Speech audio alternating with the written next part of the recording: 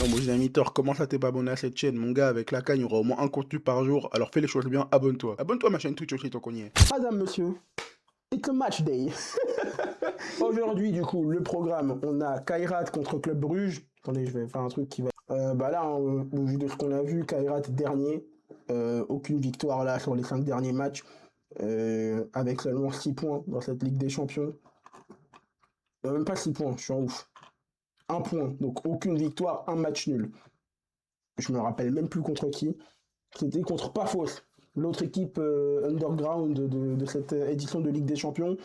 Bruges, qui est pas spécialement mieux non plus, hein, parce que toujours pas aussi de victoire là, 4 points, un match nul. Il y a dû avoir une victoire lors des 2 premiers matchs, mais pour le coup, c'est vraiment pas fameux non plus. Même si je pense que là, Bruges a vraiment l'adversaire parfait pour lancer une série de victoires qui, pourquoi pas, les aiderait à se qualifier dans les dernières places de barragistes. Et encore, il me semble, parce qu'avec seulement 4 points et là 7, c'est encore jouable, mais ça va être très compliqué. Mais bon. Manchester City à 18h45, est-ce qu'on a vraiment besoin de commenter ou parler de ce match-là? City qui est actuellement quatrième, qui a le boulevard pour passer. Parce qu'il peut y avoir un faux bas du PSG contre le Sporting, et qui a le boulevard pour rentrer dans le top 3. Franchement, ils vont mieux. Bon, certes, ils ont perdu contre United ce week-end, mais je pense pas que les Bodo Glimt. Même si c'est une équipe qui est quand même de faire quelques surprises, mais qui est 32e, je pense pas que ça va les inquiéter, avec des joueurs comme maintenant Semenyo, mais surtout Haaland, Cherki, Doku, Foden. Je pense que c'est plié 3-0 pour City. Ensuite, Copenhague contre Napoli. Là aussi, je vais me référer au classement, les gars, parce que Copenhague est pour l'instant le dernier qualifié de barrage, avec justement pour l'instant 2 derniers matchs qui s'apparentent à des victoires. Et en plus, Copenhague va recevoir le Napoli. Napoli qui est juste devant eux au classement. Donc attention, je pense qu'avec les matchs et les concurrents qu'il y a derrière, l'équipe qui ne gagne pas ce match-là, enfin entre Napoli et Copenhague, l'équipe qui ne gagne pas ce match-là, elle risque de sortir du top 24. Et notamment avec derrière une équipe du Benfica qui pousse et qui pour moi ne serait pas étonnant qu'ils battent la Juve. Je pense qu'il faut vraiment faire attention pour que ce soit pour Copenhague ou pour Naples. Attention à l'équipe qui va perdre ce match, c'est une équipe qui va s'assurer peut-être de sortir de, du top 24. Donc vraiment attention. Naples en Ligue des Champions, c'est assez compliqué, hein. Enfin, franchement, les 2 victoires, c'est pour l'instant face au Sporting. Au moment où le Sporting n'était pas sur sa série infernale, on va en parler tout à l'heure. Et face à Karabakh à domicile, ce qui est censé être un peu le gros tapin. Même si Karabakh fait pas une mauvaise campagne, d'ailleurs ils sont juste dans eux. Là aussi, les gars, c'est dur à pronostiquer parce que Naples est capable de choke en fait. Ils n'ont gagné aucun match à l'extérieur depuis le début de cette Ligue des Champions. Là où Copenhague reste sur 2 victoires. Franchement, je serais même pas surpris que Copenhague gagne. Mais allez, on va faire pour la beauté du jeu, on va dire match nul ou victoire de Copenhague. Parce que je trouve que victoire de Naples serait trop gros. Mais en même temps, ils auront certes fait une campagne pas ouf. Mais en gagnant maintenant, tu te mets à 10 points et tu t'offres possiblement la possibilité peut-être d'assurer ta place dans les 24 premiers. Donc Naples peut-être se réveiller juste à ce moment-là et donc faire le minimum pour se qualifier. Mais pour la beauté, j'aimerais Copenhague qui sort quand même de 2 dernières victoires. Pourquoi pas le réveil, ça rime. Inter-Arsenal, mon Dieu, mon Dieu, mon Dieu, mon Dieu, mon Dieu, mon Dieu. Là aussi, on va retourner, hein. On va retourner là. Et là, on va plutôt aller dans le haut du classement.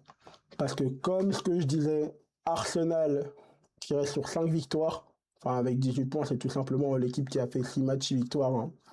C'est rien d'autre. Une équipe qui n'a connu rien d'autre que la victoire, qui revient justement après les fêtes de Noël pour la deuxième partie de saison. On va voir comment ça a évolué, mais pour l'instant, ils tiennent la cadence en première ligue. Et en face, on est face à l'Inter, qui reste sur 2 dernières défaites, mais après, c'est des défaites contre l'Atlético et contre Liverpool. Là, l'Inter qui enchaîne quand même un calendrier qui est pas simple du tout, hein. Si on va voir l'Inter sur les derniers matchs, pour le coup, les derniers matchs et en tout cas, l'année, elle a plutôt bien commencé, hein. En tout cas, aucune défaite pour l'instant. Victoire à Bologne, victoire contre Bologne, pardon. Victoire à Parme. Match nul contre le Napoli de partout. Napoli qui est le grand rival, on va dire, un des grands rivaux pour les premières places cette saison en Serie A, Lecce et Udinese. Donc jusque-là, l'Inter qui commence bien l'année vu qu'elle a perdu aucun match depuis le début d'année. Qui va affronter une équipe d'Arsenal qui, elle, en face, bah, n'a pas non plus tremblé sur ce début d'année. Alors certes, il y a eu ce petit accro là, le 0-0 contre Nottingham. Mais bon, après, tu as quand même victoire contre Chelsea, victoire en Cup, match nul contre Liverpool, et enfin, victoire à Bournemouth. Je pense que Arsenal a la capacité pour aller gagner à l'Inter et va pouvoir continuer, je pense, assez tranquillement le... Wow, désolé. Mais va pouvoir continuer assez tranquillement son parcours en LDC. Et je pense que même au pire des cas, s'il ne gagne pas, ça va faire un nul. C'est peut-être le match où ils peuvent se permettre d'avoir un nul, vu que le prochain ils joueront à domicile. Et je pense que peu importe qui ils recevront à domicile, ils feront le boulot. Je sais même pas contre qui ils joueront le prochain match Arsenal. On va voir ça là. Mais du coup, prochain match, ils recevront Kairat Almaty avec l'avance qu'ils ont au classement. La différence de but, je pense que même si le Bayern gagne contre l'Union Saint-Gilloise, en termes de différence de but, il faudrait vraiment que le Bayern mette un score, ce qui n'est pas impossible, mais même un nul suffirait à Arsenal, en gros, c'est surtout ce que je veux dire. Et je vois, franchement, si je pouvais faire un pari, même si je parie pas, mais ce serait victoire ou nul d'Arsenal, que je vois bien face à une équipe de l'Inter qui certes fait un bon début d'année, mais face à une équipe du calibre d'Arsenal, je les vois pas tenir le coup même à domicile. Quand tu vois que même à domicile, ils ont galéré contre une équipe du Napoli qui est mi-figue, mi-raisin. Après, même si la Ligue des Champions, c'est vrai que c'est une autre logique. Mais je vois quand même plus Arsenal le faire. On est sur Real Oh, Madrid-Monaco. Waouh.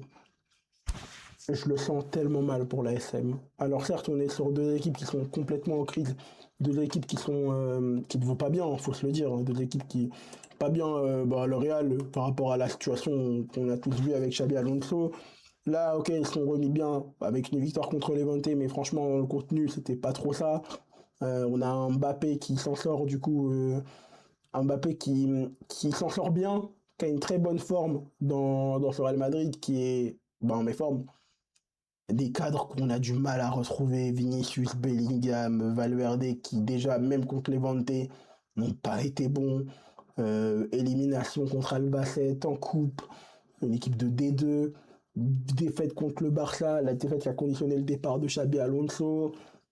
Moi, vous savez ce que je pense du Real Madrid. En vrai, c'est une équipe qui, pour l'instant, est en autogestion parce que je ne sais pas si Arbeloa a vraiment une réelle utilité. Et je ne sais même pas s'il va finir la saison d'ailleurs du côté du Real Madrid.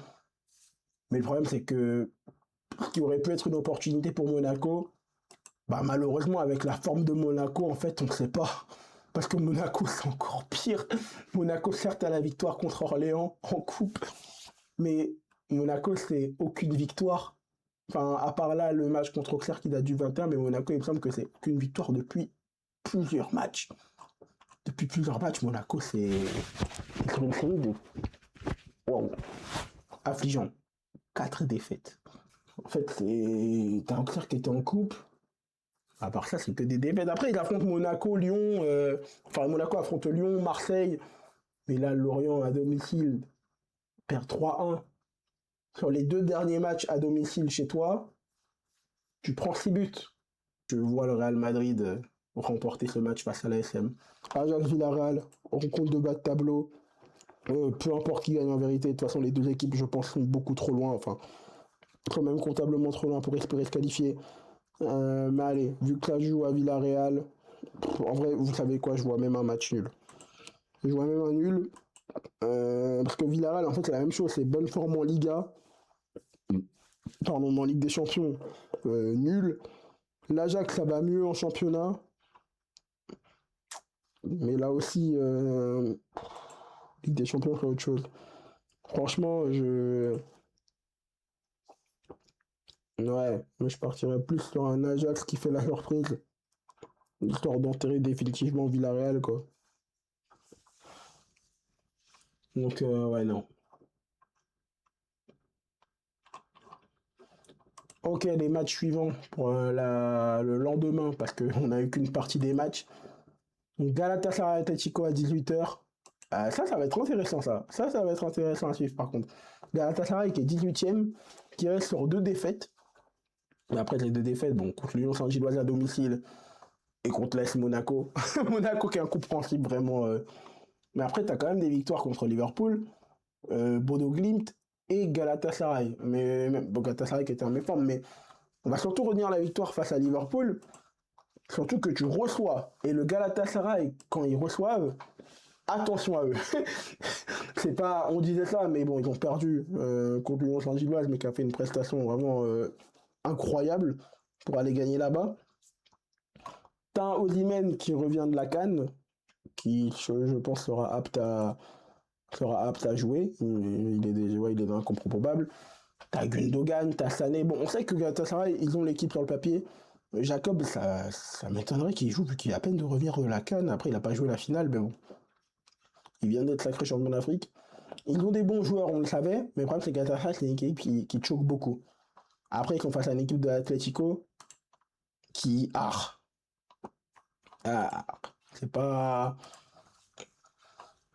Ça revient bien ces dernières semaines, mais bon, en championnat, c'est toujours pareil, c'est mi-figue, mi-raisin, quoi. Villarreal est devant eux. C'est quelques victoires par-ci contre Alaves, mais bon, dans le contenu, c'était pas non plus le grand Atlético qu'on avait pu voir notamment en début de saison, quoi. Avec un Alvarez qui était vraiment là pour Alvarez qui s'imposait vraiment comme le leader de cette équipe qui pouvait gêner Real ou le Barça. Mais on est plus sur l'Atlético, je trouve, du début de saison. Après, c'est un Atlético qui, malgré tout, a la qualité pour aller battre cette équipe du Galatasaray. Ce sera cool d'avoir ce choc demain à 18h45. Ce sera cool. Ce sera cool. Enfin, pour le coup, j'ai du mal à pronostiquer. C'est typiquement le genre de match que le Galatasaray peut gagner. En fait, les deux, c'est des équipes de joker aussi à certains moments. Mais j'ai envie de prendre un risque. Galatasaray, c'est pas non plus la forme étincelante. T'as notamment une défaite contre Fener, l'ennemi juré. Mais j'ai envie de prendre un risque. Je me dis pourquoi pas Galatasaray. Allez, soyons fous. Galatasaray. J'aurais du mal à avoir un match nul dans un match pareil. Entre deux équipes avec des caractères bien trempés, explosives. Dans un stade qui sera explosif en plus. Mais bon. Karabakh-Francfort. Là aussi au niveau du classement, intéressant de voir ça. Francfort qui est pratiquement éliminé hein, avec 4 points, ça va être compliqué. Karabakh qui joue encore sa survie. Le problème pour Karabakh, c'est que je suis un peu tendu parce que en fait c'est un match qui te ferait aller à 10 points. Et 10 points, hein, malgré tout, avec ça, t'es pas non plus assuré d'être qualifié, mais bon, je pense qu'avec 10 points, au vu de ton prochain match, à chaque fois j'oublie, je joue contre qui la dernière journée, tu vas jouer à Liverpool, c'est vraiment le moment pour te faire les 3 points là. En fait, j'ai envie de te dire que pour Karabakh, si tu fais pas les 3 points là, la qualification sera fortement compromise. Donc j'ai envie de croire que Karabakh va le faire face à une équipe de Francfort qui galère beaucoup. Une équipe de Francfort qui galère beaucoup, mais qui n'a pas gagné ces derniers matchs, et qui, même en championnat, n'est pas si rassurante que ça. J'ai envie de croire qu'il y a un truc à faire. Je partirai sur Karabakh. Atalanta Bilbao, je vais pas perdre de temps non plus.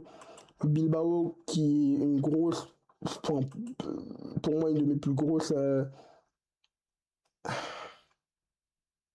Je les trouve, ils sont parce que je sais qu'ils sont bas, mais ouais. Bilbao qui est pour moi une de mes plus grosses déceptions de cette édition de Ligue des Champions. Je m'attendais tellement à mieux de la part de cette équipe-là. Surtout qu'ils ont été capables de tenir en échec le PSG. Je m'attendais tellement à mieux. Je suis assez déçu de leur part. Je les voyais faire plus. Et ils jouent contre l'Atalanta qui, au final, pour le coup, a sur une dynamique, elle, je n'avais pas prévu de voir à ce niveau-là. Qui a une bonne dynamique, en Ligue des Champions notamment. Et qui, pourquoi pas, avec une victoire à 16 points à domicile devant ton public, ce qui serait pas impossible dans le fond, 16 points, en fait, tu t'assures une place dans le top 8. Ce qui serait fou pour une équipe comme l'Atalanta, quand on voit d'où elle vient en ce début de saison. Ils ont leur coach, ils ont eu un nouveau coach, départ de Gasperini. Si je dis pas de bêtises, l'autre coach, attendez, Juric n'est plus de... J'ai pas envie de dire de bêtises. Et ça, Juric a été remplacé. Juric n'est plus coach de cette équipe-là. Et au final, tu as quand même une équipe qui arrive à se hisser à ce niveau-là. 5e pour l'instant Ligue des Champions, avant de recevoir Bilbao. Et après, je pense que peu importe qui t'affronte après pour la dernière journée, parce que je pense que oui, du coup, ils seront en déplacement à l'Atalanta. Même pas, ils vont peut-être recevoir. Même pas, j'ai du mal à trouver. En fait, vu qu'ils sont tous mis ensemble, ça me fume parce que voilà, ils sont tout en bas. Ils vont jouer à Saint-Gilloise. Bon, l'Atalanta aurait aussi être favori de ce match-là, mais je pense que pour t'assurer le coup, tu as plus de chances de gagner contre Bilbao. Enfin, si tu vas assurer le coup, pardon, pour le top 8, tu as plus de chances en battant Bilbao qu'en allant jouer à Saint-Gilloise, qui aura peut-être un dernier coup à jouer, elle, pour sa qualif lors de la dernière journée. Surtout que juste après, ils vont affronter le Bayern, ce qui me permet de faire une transition pour me dire que là aussi, le Bayern, il y a une première place à aller chercher. Tu as 3 points. Si tu veux rattraper Arsenal, de toute façon, ce sera maintenant pour leur mettre une pression. Parce qu'après, Arsenal va recevoir le Kairat. Donc, si tu veux leur mettre là une certaine pression, c'est là. Et au vu de la forme du Bayern, qui revient tellement bien, j'ai pu voir la victoire contre Leipzig. Hein. Et la victoire 5-1. Et ce qui me choque, c'est que l'équipe du Bayern n'était même pas si bonne que ça hein, pendant le match. Ils n'étaient même pas si bons que ça. Ils ont étrié leur adversaire 5 buts à 1. Alors que quand tu vois le 11 aligné, la plupart n'ont même pas fait un bon match. Hein. Franchement, Jonathan Tah était vraiment l'élément à ressortir. Mais après, bah ouais, c'était surtout Harry Kane et Luis Diaz, quoi. Mais tout le reste, c'était assez. Enfin, pas assez moyen parce que tu remportes quand même un match, mais. Ou pas Mécano, c'était pas vraiment au niveau. Bischoff, il jouait pas à son poste. Ito, compliqué. Goretzka, qui revient. Enfin, qui a été revenu dans le groupe. Même en n'ayant pas un grand Bayern, la facilité avec laquelle ils ont détruit la Leipzig, c'est dingue.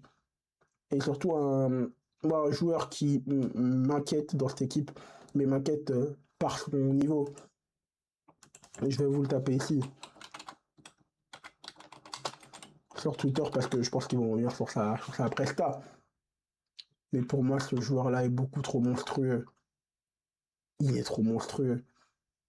Les gens sont en train de se rendre compte de vraiment du potentiel, même il est en train de démontrer son potentiel, mais ce joueur-là est beaucoup trop fort. La grande inquiétude qu'il y avait autour de lui auparavant, c'était les blessures. Mais force est de constater que depuis qu'il est au Bayern, il va bien, il se porte bien, et le Bayern se porte bien aussi. Parce qu'avant qu'il arrive, je me rappelle, c'était pas tout rose, les débuts de compagnie au Bayern, en tout cas avant qu'ils arrivent. Et les saisons Thomas Tuchel.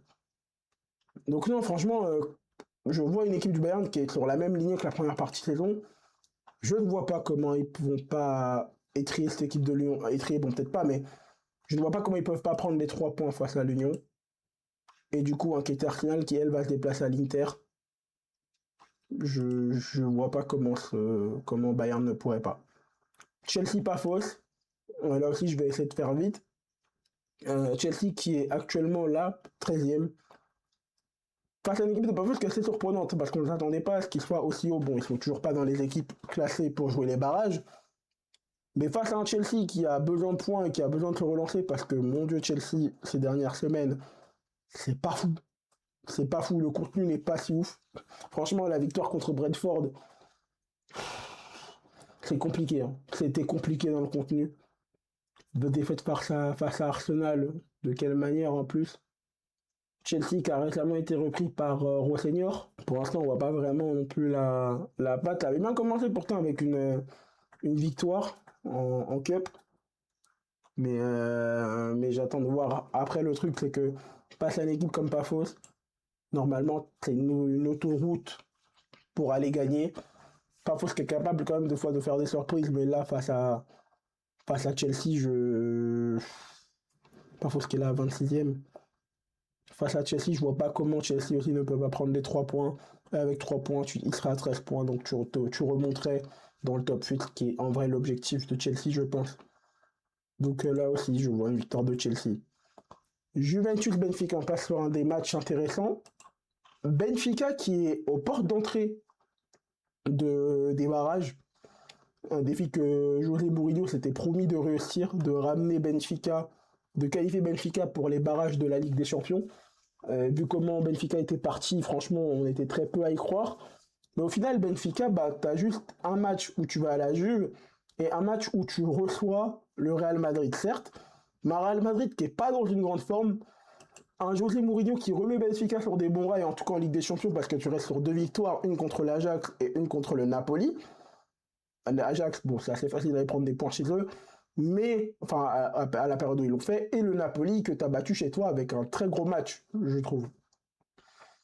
Et en face, tu affrontes une Juve qui n'est pas vraiment au top, hein, qui n'était pas vraiment au top, mais depuis la reprise, c'est une équipe qui va mieux aussi.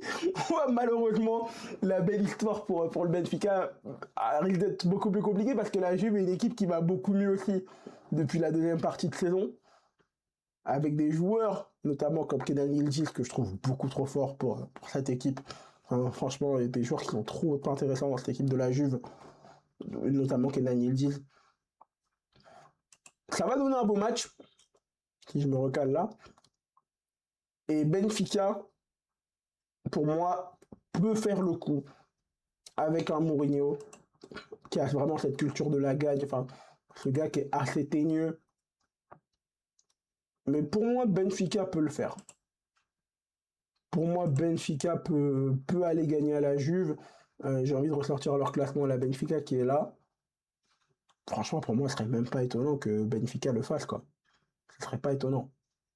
Benfica là, qui reste quand même sur pas mal de bons succès en Ligue portugaise, qui se replace à la 3e place, 3 points derrière le Sporting, alors que Benfica, avant que Mourinho arrive, la situation était beaucoup plus tendue que ça. Franchement, je vois Benfica faire l'effort. Je vois Benfica le faire. Maintenant, si la Juve le fait, ça m'étonnerait pas. On va finir vite fait avant de finir sur Marseille-Liverpool, on va finir sur Newcastle, PSV et Slavia Prague-Barça. Là aussi, le Barça, au vu de la forme du moment, au vu du classement, même inhabituel, j'ai envie de te dire, qu'occupe le Barça, 15e pour une équipe comme le Barça, là où ta place doit être dans le top 8, tu étais 2e l'année dernière, tu es à 10 points, donc bon, je pense qu'ils vont le faire, mais quand même, attention à la zone d'en bas. Je pense que pour le Barça, ça va être 3 points dans la poche. Tu vas remonter à 13 points, donc tu te reclasses dans la zone du haut. Mais attention, il y a un mais. Le Barça, c'est une équipe qui, ok, sur les derniers matchs, fait des bons matchs, des victoires, il n'y a pas de problème. Mais maintenant, quand tu regardes le contenu des matchs, bon, le momentum, souvent côté catalan, on va pas se mentir. Mais, en termes d'occasion, grosse occasion de but, grosse occasion manquée. Donc, tir cadré 3, occasion de but 1, grosse occasion manquée 1. Un match que le Barça a finalement, où le Barça n'a pas encaissé de but contre le Racing Santander, mais en gros, globalement, quand tu vois les derniers matchs, c'est la même chose qui revient du côté du Barça. Les tirs sont souvent cadrés, les tirs concédés. Ça donne souvent de grosses occasions de but pour les adversaires. La vérité, c'est que du côté du Barça, en fait, t'as actuellement, avec ce mec-là, Joan Garcia, l'un des meilleurs gardiens actuellement du monde. Franchement, j'essaye de chercher, j'ai regardé avec les comparatifs avec les autres gros clubs, mais Joan Garcia, c'est une sacrée pointure. C'est une sacrée pointure, et en fait, au-delà d'être le meilleur gardien, en fait, c'est un gardien qui surtout fait gagner des points au Barça. Et faire gagner des points au Barça, bah, qui est l'un des meilleurs clubs du monde, bah forcément, ça te met plus en vue que certains autres gardiens. Mais même au-delà de ça, je trouve qu'il dégage une certaine sérénité que tu ne retrouvais pas bah, sur la fin de Ter Stegen, et surtout avec Chesney, même s'il a rendu de très bons services, hein, Chesney. Mais Joan Garcia, pour 25 millions, c'était le meilleur coup, finalement, que tu aies pu faire à l'intersaison. Et il te le fait bien payer. Après, côté Barça, bah, pour le reste, c'est des joueurs de grande qualité, hein, Lamine Yamal, Fermin Lopez, Rooney Bargi qui vient bien aussi. Franchement, je me fais pas de soucis du côté du Barça. Contre probable, mais je pense que ça va faire le boulot. Rafinha qui est de retour, qui est l'homme providentiel de ce Barça. D'ailleurs, Je tenais, moi, personnellement, à m'accuser parce que j'ai fait la propagande Jamal l'an dernier à fond, mais j'ai un peu délaissé, j'avoue, pour le ballon d'or, je parle. Mais j'ai fait partie des gens qui ont un peu omis l'importance qu'avait Rafinha dans ce Barça la saison dernière. On l'a vu quand il n'était pas là. Là, je fais la grosse souris autour de lui. Mais on a vu quand il n'était pas là. Ce Barça, offensivement, ça manque de leader et de repères. Je dis pas que Lamine est moins bon. Enfin, je dis pas que Lamine est mauvais. Mais je trouve qu'il est moins bon quand Rafinha n'est pas là.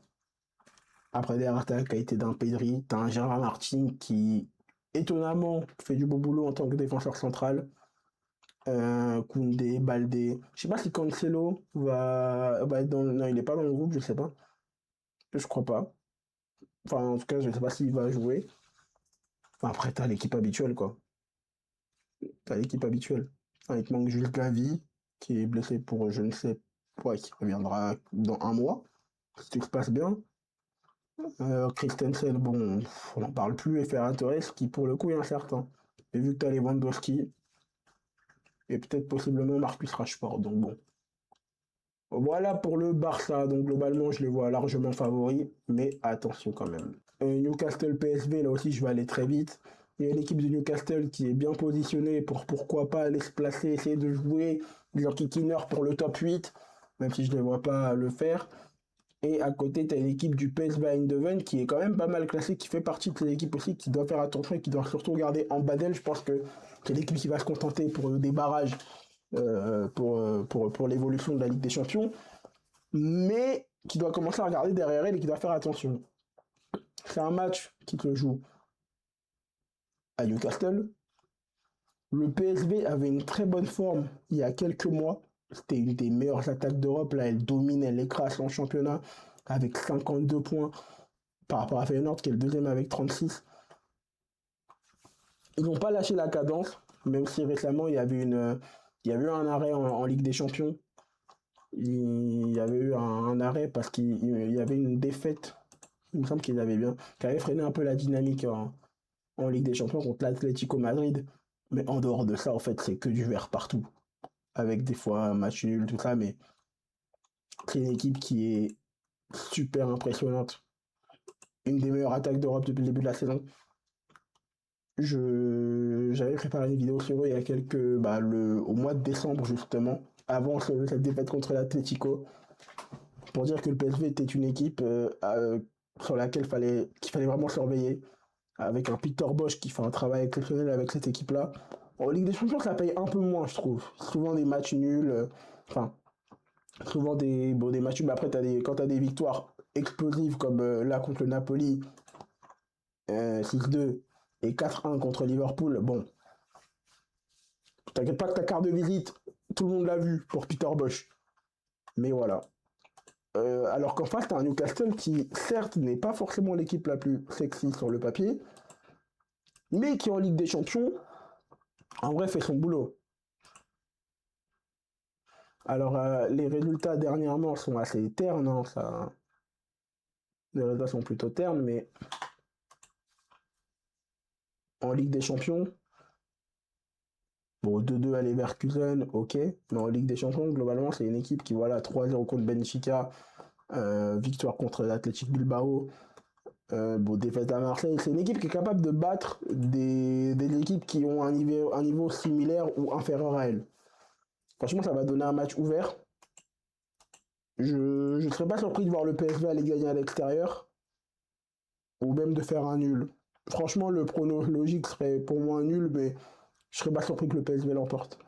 Et voilà pour mes pronostics de Ligue des Champions dit de manière assez longue.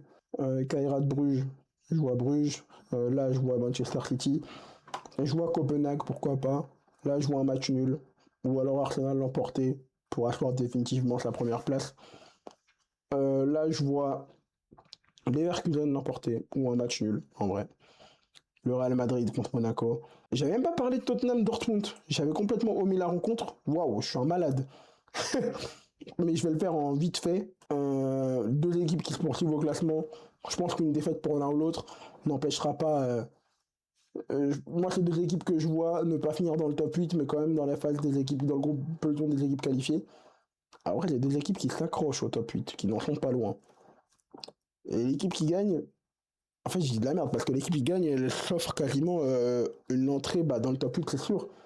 Mais à 14 points, tu t'offres même la possibilité d'y rester. Donc, non, franchement, match ouvert. Tottenham-Dortmund, franchement, j'ai pas d'idée. Je dirais un nul. En toute honnêteté, je dirais match nul. Après Villarreal-Ajax, Villarreal. Je suis en ouf, Ajax, je l'avais dit en plus. Et pour les matchs de demain, Galatasaray, Karabag, Atalanta, Bayern, Chelsea. J'aimerais Benfica, match nul ou PSV et Barça. Voilà moi pour mes pronos les gars.